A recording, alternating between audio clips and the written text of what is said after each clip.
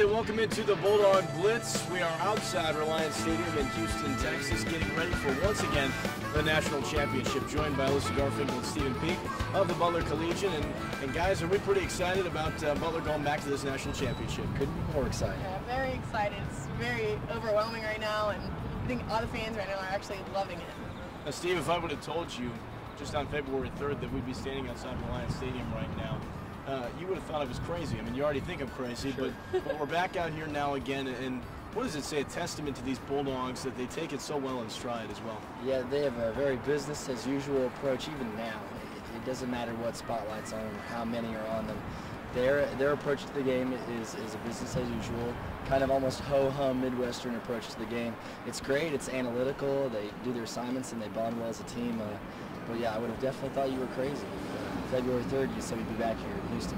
Now, Elyssa, a year ago, did you think that this team could have gone back? You knew Gordon Hayward had a potential to be leaving to go to the NBA. He ends up going that way as a lottery pick, and now they're back here again. Did you think that was a possibility? I think I think everyone would agree. You know, no one thought this. Once Gordon left, I think everyone was like, oh, you know, rebuilding years, people like to say, and I think that's everyone's expectations. You know, Kyle Marshall came in and stepped up a lot for us, but I don't think anyone thought that they'd be back in this, you know, in this predicament right now. And let's talk about the game yesterday. VCU, a team everybody liked because they had a lot of momentum coming into the game, had to play in that play-in game, and a good team, and it was a good game, but Butler able to do what they did best, and that's disrupt VCU's rhythm. And Steve, what's your takeaway from that contest? Yeah, well, my first thought is how well VCU actually played. I thought it wouldn't even be an 8-point game, and it would be as close as it was, but VCU did what all the great underdogs, if you will, or hot teams do in the tournament. They jumped on Butler. And that's what Butler's been doing typically, so they kind of took a page from the Butler playbook. But again, Butler, great second half team, great out of timeouts, great out of any break, any chance Brad Stevens and his team have to kind of take a moment and collect the troops. They do what they do best, and they got the win. Elyssa? Yeah, I think, you know, VCU is probably one of the toughest defensive teams we've seen. Butler hasn't seen that much pressure, and their press, you know, we struggled with that. They went from a zone to a man and just kept switching things up. So VCU definitely came out and gave us something that we haven't seen lately. And I think, you know, Butler did a great job adjusting, but Shaka Smart did a great job coaching his team to exactly what they should have done the entire time. It came down, you know, to the very end, you know, free throws and stuff. We had some clutch plays. Zach Hahn went on his run, Shelvin Mack. So, you know, Butler did their great job adjusting. Brad Stevens, got to give it to him out of timeouts. Now let's look ahead. Now the Bulldogs will play UConn, a team with a lot of experience from Jim Calhoun at the helm, and they've got a player in Kemba Walker that everybody thinks is one of the best, if not the best, in the nation. So, Steve, if you had to look at this matchup, how do you think it's going to unfold one day from now? Well, I actually think Butler's going to win in a very, very close one, and I've actually struggled with which team I think will win. With my heart and my head kind of arguing over which one's going to lift the trophy in the end. I think the key as always is going to be what we're going to do with Kemba Walker. He does a great job not just scoring, but averaging about 4 or 5 assists a game at large. So he does a great job of involving his teammates like Lamb and Oriaki. And then whether he's inside or outside the court, whether he's a shooting guard or a point guard. So if we can control him, maybe keep him down to 15 points and a couple rebounds and 2 assists, 3 assists, Butler might have a chance to win this game.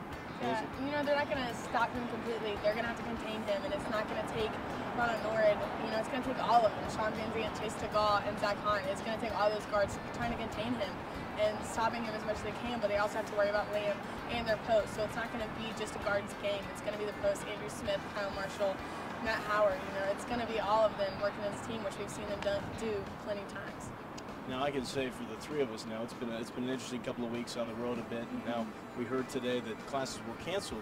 Dr. Bobby Fong giving everybody the day off for early morning and afternoon classes. And Steve, I have to imagine you're a little happy with that one too.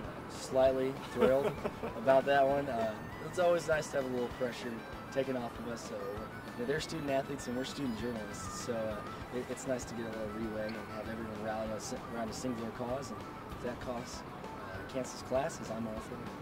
Elyssa, you're mildly happy, right? I was supposed to have a test on Tuesday, so I'm overly excited because I haven't studied, so it's very nice. Well, today, in between these two games, is again a media day where everybody can talk, and the press conferences get a chance to talk to the players. Also, players right now having a closed practice inside Reliance Stadium. We want to give you a chance right now to hear from a few of the players. I think definitely with the preparation part, you know, media dealing with film sessions and just understanding how the process goes.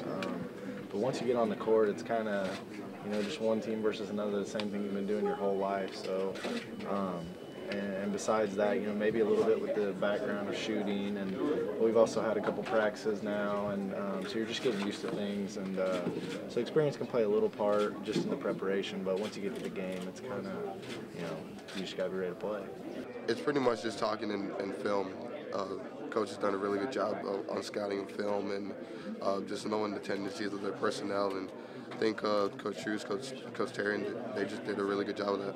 It can be difficult, especially when, you know, you're getting older and your body's aching. You know, you're sitting on the bench for 5 or 6 minutes and you haven't taken a shot or anything. You know, that's something that I've kind of developed, though, just practicing doing that. You know, I'll sit out and practice, and then I'll just get up and come in and shoot a couple shots. Or during warm-ups, I'll just sit down for 2 or 3 minutes, and then I'll get up and just shoot a couple. And you know, yesterday my teammates did a great job of just finding me in transition. And when the first one went down, you know, that typically means another one's going to go in for me. So just a great opportunity, and I took advantage of it.